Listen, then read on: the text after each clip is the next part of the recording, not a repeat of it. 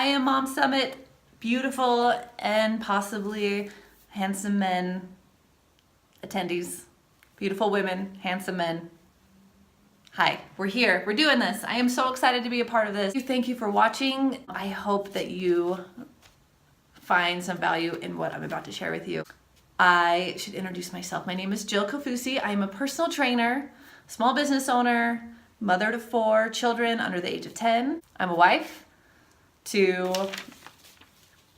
my handsome sperm donor, and I am a dog mom to the most gorgeous bulldog you've ever seen in your life. Today, I want to talk to you a little bit about putting yourself first as a busy mom, taking care of your health, getting workouts in when you're so busy, making fitness and health a priority as a busy mom, just making it happen. I know firsthand how impossible it can feel to get to that point where you are taking care of yourself regularly, that you're working out, and sometimes you just want to say, screw it, this isn't going to happen. There's no way this is going to happen. I'm nursing babies. I'm nursing dogs. You're not supposed to do that. And not even just as a mom, like as a working woman, even if you don't have kids, it can feel impossible and it can feel overwhelming. I just want to tell you, health and fitness and taking care of yourself, it's simple. It's not easy, but it's simple and it's possible and it can be realistic. It's just decide to do it and find ways to make it happen. I just want to give you a few steps to kind of make that shift to where you are putting yourself first and making your health a priority, because it's important. We can't take care of other people if we're not taking care of ourselves. We can't love other people. We can't take care of them. We can't be happy in what we're doing if we haven't made ourselves a priority. Because as we all know, the flight attendants on the airplane say, put on your own oxygen mask before you put it on others, right? And that's just in life. Take care of yourself before you can take care of others. It's going to be a very, very frustrating life if you're not doing the things that you love. I mean, I assume that you probably wouldn't be watching this if you didn't want fitness to be a part of your life. But, you know, with anything, like if knitting makes you happy and you don't make time to do knitting, then you're not putting yourself first. You're not getting your happiness in. That makes sense? For me, working out is one of the things that makes me very happy, and that's getting those endorphins in. I feel stronger. I feel like I can take on anything after I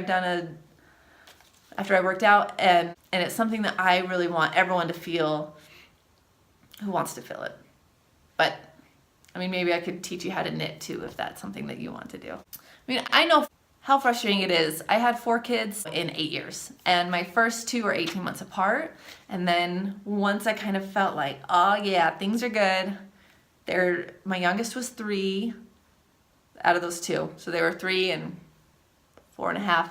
And, you know, I felt like I had everything under control. And then I got pregnant again. And then I had this newborn. I had these 2 kids that needed to be driven to preschool and all this stuff. And it just suddenly just became very, very overwhelming. And my husband was in school and he was working 2 part-time jobs. And I had just barely graduated from college when I found out I was pregnant, like the Monday after graduation, when I went in to go get an IUD. It's fine. That's a story for another time. Anyway, and my 3rd child, he got sick a lot as a little kid. And he was always getting a cold. He would catch a cold and then it would develop into pneumonia and he'd be hospitalized for a little bit. And I mean, nothing super duper serious, but it was just like, we were just stuck in the house a lot. And I started to feel that, like, I would just get so frustrated and I'd be down all the time. And it was really, really hard. And I just started to resent everybody around me. I resented my husband for being gone so much. And I resented my children and I resented myself. And it was just such a crappy feeling, and I hated it, and I wanted to do something. And I remember walking my sick crying baby down the hall, and I was like, maybe I'll do some lunges. So I started lunging while I was holding him, and then I was doing squats, and you know, then I would like skip down the hall holding him, you know, just like to be moving. And it just like instantly I just started to feel better. And it was just, you know, you'd get that heart got your blood flowing, you got your heart rate up, and I was like, well, this is great. So like from there, I just kind of started a little bit more. I started to do videos at home while the kids were sleeping, and I was like, oh, this is possible. Like I can stop hating everybody. I mean, I still hate everybody, but it was like a different thing. And I was like, finally, this is what I love. And then as they got older, you know, I could go to the gym. When my husband's schedule kind of calmed down, I wasn't at the point where I was like, how am I going to make this work? It had just become a habit. So if you're at that point, this is going to be perfect for you. I want to give you a few steps to take a few thoughts to kind of shift your mindset, and just something to kind of help you get to that point where you're making yourself a priority and feeling like you can take on anything, okay? And that you'll stop hating your husband because he comes home and he can't warm up his friggin' lasagna. He needs you to do it. First step, commit to yourself, set some realistic goals. This is kind of like the first step to everything. You say, okay, I'm gonna do this. I'm gonna do this, I'm gonna make it happen. But what we tend to leave out is the goal setting part. And this is where you want to say exactly what you want to happen, when you're gonna do it, how you're gonna do it. You just kind of break it down. And this way you kind of have a little more accountability with your goal setting so that it actually does happen. So for example, instead of saying, okay, I'm gonna do this, I'm gonna eat better, I'm gonna work out, and I'm gonna lose weight, whatever. And then that's it. Okay, what are you gonna do? How are you gonna do it? This is what you say, okay, I'm gonna eat better. I am going to take a food journal, 3 days, see what I'm eating, see what I need to change, see what I'm just mindlessly finishing from my kids' plates or something, and just see where I need to add in more vegetables or more protein. That's one of the steps. And then you could say, okay, I'm going to add 2 more servings of vegetables to my meals every day. Okay? I mean, that's super basic. You'll know what to do. Once you kind of see where you need to make the changes to feel better, then that's where you can start setting those goals. When it comes to working out, you can say, I'm going to exercise for 10 minutes at 6 a.m. Monday, Wednesday, Friday, or something like that. Just kind of see like what your schedule is like, where it seems like it'll actually be realistic. You don't say, I'm going to work out for 90 minutes when you know your kids won't let you be alone for even 30 minutes. Or you know you need the rest, you can't wake up an hour and a half earlier before everybody else. You know, just be realistic, see how your schedule is already kind of set up, and then work it into there. And if you're not currently on a workout routine, then saying that you're gonna work out for 10 minutes at 6 a.m., that'll probably be enough. You could find some good 10-minute workouts. I post a lot of quick workouts that you can do with just like dumbbells or just your body weight on my Instagram account, because I know sometimes you just want to fit in something quick. Plan it for the week, say these are the workouts I found on Pinterest or on Instagram or whatever. Have them ready, know that you're gonna do it at 6 a.m., set that appointment, and then do it. And then you'll feel so accomplished and you'll say, okay, I did that, I hit my goal for the day. Another goal that you might want to incorporate is your water goal. How much water you want to drink. Listen, I'm going to tell you a secret about myself that's not really a secret, but my issue when I was pregnant with that third baby that was sick all the time, maybe this is why he was sick all the time, I drank so much cherry Coke during my pregnancy, it was terrible.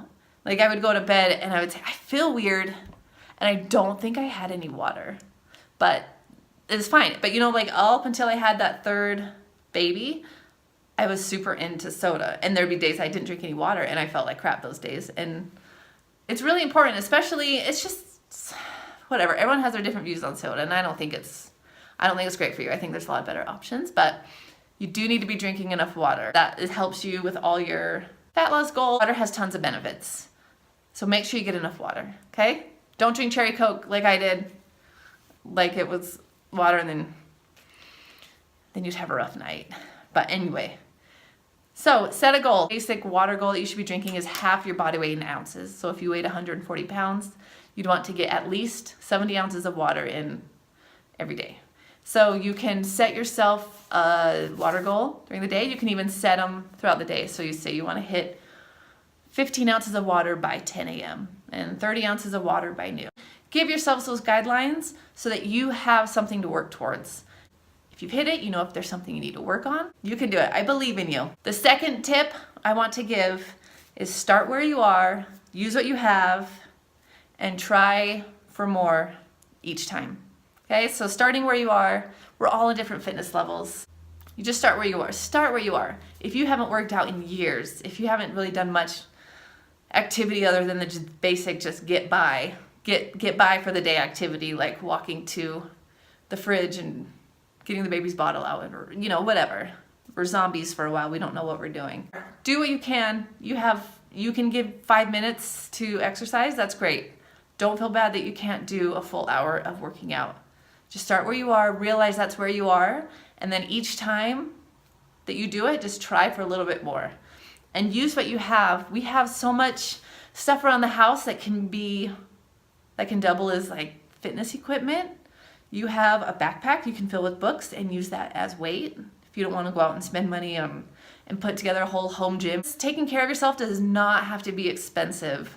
You don't have to spend hundreds and hundreds on dumbbells and barbells and all this equipment at your home to be able to get a workout in. Use cans of food, use water bottles full of water, put a bunch of stuff in your purse, use that as a weight, hold your kids, squat with them, use your own body weight. That's the best tool that you have right there. Every time you work out, just work a little bit more, push yourself a little bit harder, and you will just be so proud of yourself. By the end of the day, by the end of the month, you'll see how much stronger you're getting, how well your endurance is, and you'll just realize how awesome you are. The third tip I want to give you is to realize that this is not a competition. This is about giving you the care that you deserve. We live in this digital world full of flexing selfies on Instagram that are supposed to be inspiring. So I feel like most of the time it does the opposite, and it can make you feel bad about yourself. And I don't like that. You should never just be scrolling on Instagram, scrolling through Pinterest, scrolling through Facebook, and seeing, women saying 3 months postpartum, they're holding their baby, and they look like they were never pregnant. And I see that a lot. It makes me feel bad because I'm in the fitness industry. I didn't have abs 3 months after I had my babies. If I did, I probably wouldn't have posted it online because I know that so much of that is genetic. You kind of get absorbed into this world and you think, I'm not doing this right. Like I'm doing something wrong. I have this new baby and I haven't lost all my pregnancy weight. Or I have this 2-year-old and I haven't lost all my pregnancy weight. Everybody's different. Everybody's different. Good for these women that are able to bounce back so quickly. That's great, but that's not the norm. Just know we're all different. This is not a competition. It's not a contest. And also, if you see somebody continue that always makes you feel bad about yourself online, just unfollow them and don't put yourself through that. You're worth more. You're worth more than that. This is about giving yourself the care that you deserve. Realize that working out isn't a punishment. It's a celebration of what your body can do. It's the feelings that you get from exercising that are the reward. A super lean body, super strong muscles. I wouldn't say those are the reward. I'd say those are the byproduct of taking care of yourself in this way. But the way you feel empowered, the way you feel like you can do anything, the way you feel like you're in control, that's the reward. That's the reward of working out. The endorphins that you feel, the happiness, the stress relief, all that stuff is the reward. Realize that that's what's going on, that you're not working out with the expectation of looking like somebody else. It's about making yourself the best that you can be inside and outside. The outside is just going to happen as it happens. You got to work on the inside first. The fourth tip I want to give you is to change your mindset and change the way you look at things. I know a lot of times when people are talking about going on diets, it becomes really restrictive and you have that mindset. I can't have this, I can't have that. You list off the things you can't have and it becomes, your brain's suddenly like, well, I want that. Now I want all the sugar. Now I want red meat. Now I want dairy. Now I want gluten or whatever people are cutting out these days.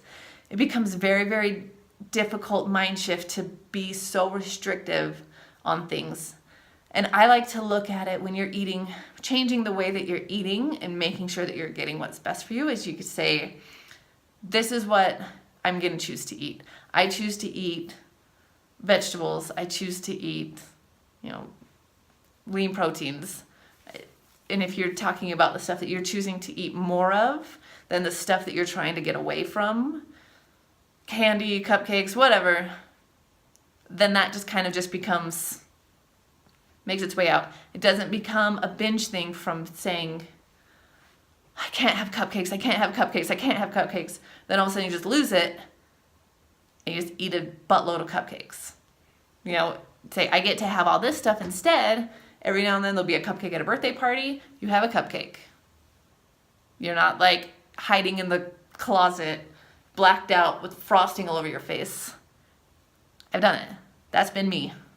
Been the girl at the party passed out with frosting all over her face from sugar coma. Anyway, change your mindset, change the way you look at things. Don't say, I have to exercise right now. Say, I get to exercise. It's 6 a.m. I get to do my exercises that I had planned, or whatever. It's not gonna be right away. It's not gonna be a sudden shift. Everything takes time. New habits take time to form. Just change the way you look at things and it will become a lot easier. Okay, now for the last tip that I want to give, it's to be grateful for all that you have accomplished. And that's every day. Every day you need to have gratitude for what you've done, what you were able to do, and even if you didn't hit any of your goals, make a list of things every night that you accomplished and that you're grateful that you were able to accomplish. Made your bed, made dinner for your family, you folded a pile of laundry. Just something that you are grateful that you did and that you're proud of yourself for doing. It doesn't all have to be fitness related, but as we are looking at ourselves and being grateful for the things that we were able to do, being happy for what we accomplished, not beating ourselves up for the things that we didn't do or that we thought we should have been able to do. I wasn't able to do 5 full push-ups. What's wrong with me? I'm not strong. I'm never going to get strong. Blah, blah, blah. If you talk to yourself like that, then it's not going to happen. I like to always think about, what would you tell your children? What would you tell someone you love at the end of the day if they didn't complete everything that they were hoping to complete? Would you say, oh, you suck so bad, you're never going to get these things done? You would never talk to your children that way. You should never talk to yourself that way. Be grateful for everything that you've done. Be grateful for the body that you have. Just having each day is a gift, and we shouldn't waste any of those days getting down on ourselves for the things that we haven't done. Nor should we waste the days not giving ourselves the love and care that we deserve. So, I know you can do this. Remember to put yourself first. It's not going to happen every day. There's going to be days that somebody else is going to need you more than you need yourself, but as long as you are actively trying to take care of yourself daily, it's going to happen. It's going to become a habit. Just remember, you are worth it. We're all worth it. Thank you. Thank you so much for watching. I hope that you found some value in this, that you're able to take into your daily lives. You can find me on Instagram at Jill K Fitness, and I post quick workouts. I have little videos. I have a hashtag of exercises lined up that you can do at home, you can do anywhere.